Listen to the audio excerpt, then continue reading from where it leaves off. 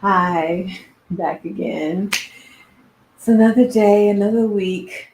Wait, another episode of The Flash is coming out today. Um,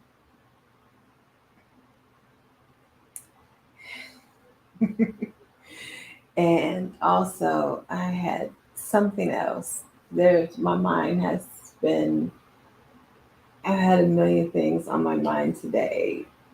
And everything that I had, that I was going to, I was thinking of just completely drawn, a complete blank. Too many things to think about today. I was back and forth here and there. Uh, had to actually leave and go out into the world, face the elements. That wasn't fun. Was not fun at all. It was very, very windy today. So, let's see. To do, to do, to do, to do. What do we have?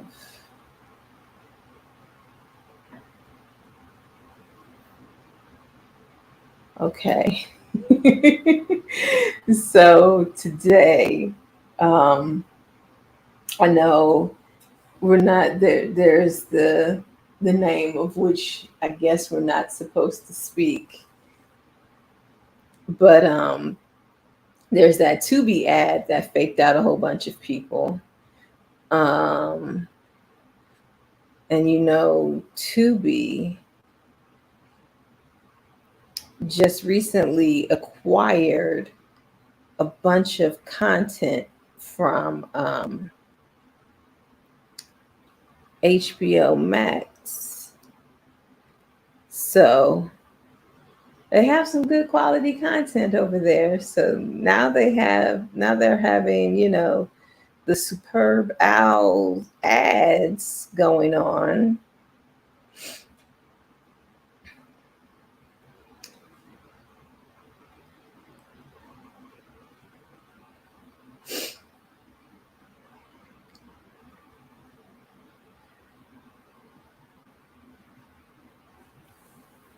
Doing big things over there at Tubi. But so Tubi fakes out viewers with the 2023 ad, poised to be the troublemaker. The streaming services commercial created a buzz on social media after making viewers think they sat on their remote. The streaming service Tubi had everyone questioning where their remote TV remotes were when its 2023 ad aired Sunday. In the 15-second spot, it appeared that the broadcast returned from a commercial break with Fox Sports announcers Kevin Burkhardt and Greg Olson, but suddenly it seemed like the screen had been taken over by someone scrolling over to the Tubi TV app and searching through the streaming service's library for something to watch. In the video's captions on YouTube, Tubi wrote, "No, you didn't sit on the remote, but on Super Bowl Sunday, we fooled audiences into thinking, see, I said it, into thinking they did." The commercial called Interface Interruption also picked up some buzz on social media with people sharing their reactions. One person tweeted, "Tubi got some people yelling at people on the couch for sure." Another person wrote, "Tubi commercial had me thinking I sat on the remote." I read I think it was on Reddit, where this girl broke up with her boyfriend because he got violently angry at her, like red in the face angry because he thought she was changing the channel.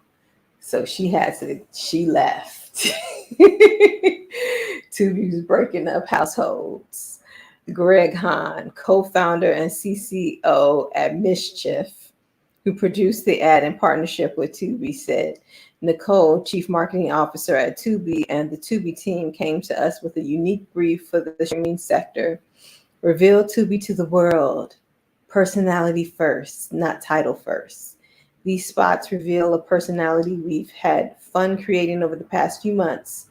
Quirky, playful, and a bit unexpected. Tubi is poised to be the troublemaker of the streaming world. Okay. So watch the full Tubi ad below, and remember, it's just a commercial. I don't know. I'm not gonna watch the ad, but yeah, they're feeling confident because Tubi was kind of a joke for a while. It was. I felt a certain way about Tubi content, but they're starting to pick up really good content, and you know, they're doing some really, and with this ad, they're making some big moves. Okay, so the next thing I have is George Santos. Now we don't usually talk about the politicians over here, but this one, the liar, he lied about Spiderman. So I just had to share this because it's kind of hilarious. It's kind of hilarious. The lie is, it's like not just that he lied, it was the lie that he told. Spider-Man features prominently in George Santos' latest lie.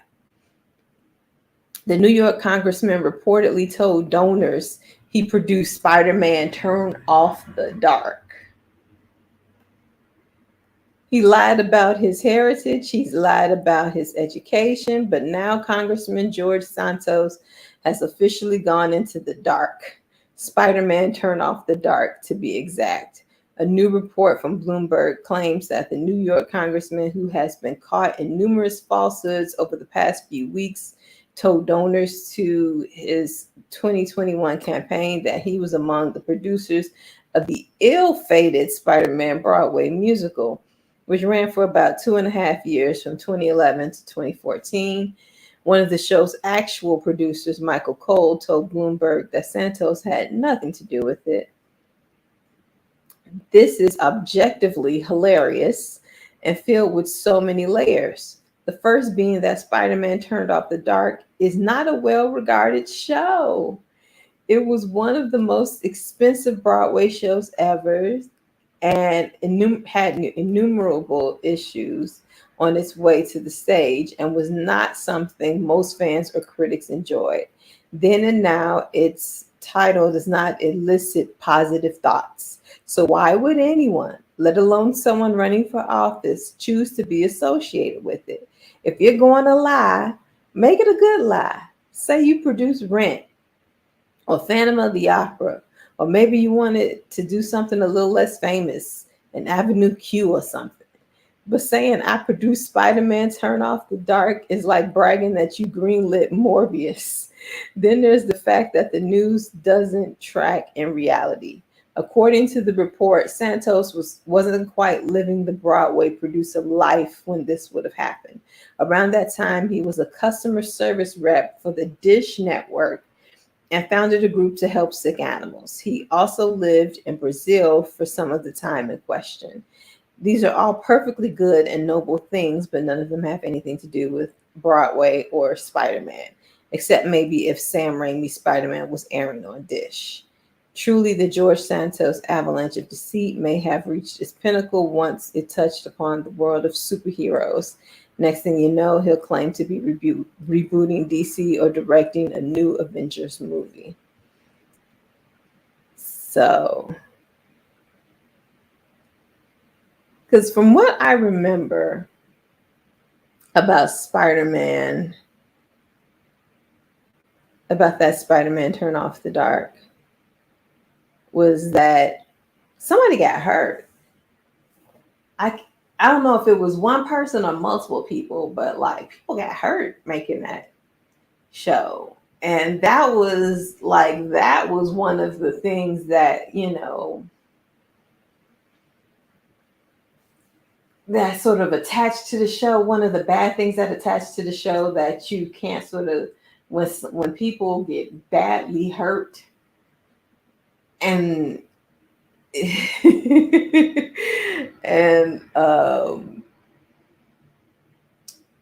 it just it puts a shade over the show. Why would you use that show of all the shows to say Spider-Man Turn Off the Dark? It had problem after problem after problem because somebody got hurt, but there was also other problems with that show. There were so many problems, and you want to be like, I was part of the problem. Vote for me. I was part of the problem. he he is um he is there are no words for what he is. And I can't believe they're allowing him. I'm not going to go into it because I just can't believe. I just can't believe. But in this world today, that's what we're dealing with. Okay, one last thing. Now, this is kind of old. This is from January. And of course, because of this, some of these things have already come out. But this is IMDb's most anticipated of 2023. So most anticipated movies and most anticipated new series of 2023. So the most anticipated movies of 2023 is Barbie, Winnie the Pooh, Blood and Honey, Killers of the Flower Moon, never heard of that. Oppenheimer, never heard of that. The Little Mermaid, the Super Mario Brothers movie, Indiana Jones and the Dial of Destiny, John Wick Chapter 4, The Expendables 4, Ant-Man and the Wasp, Quantumania. And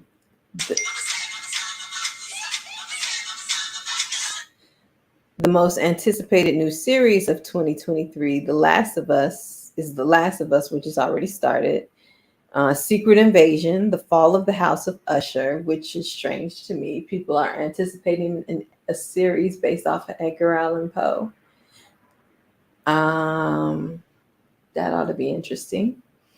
Love and Death, Ahsoka, Masters of the Air, Ironheart. I am anticipating that. Echo, Gotham Knights. Did not know this was that anticipated. The Continental. Okay. Gotham Knights. I said I was going to give Gotham Knights a chance. If it's one of the most anticipated new series of 2023, maybe that bodes well for that series because I was feeling like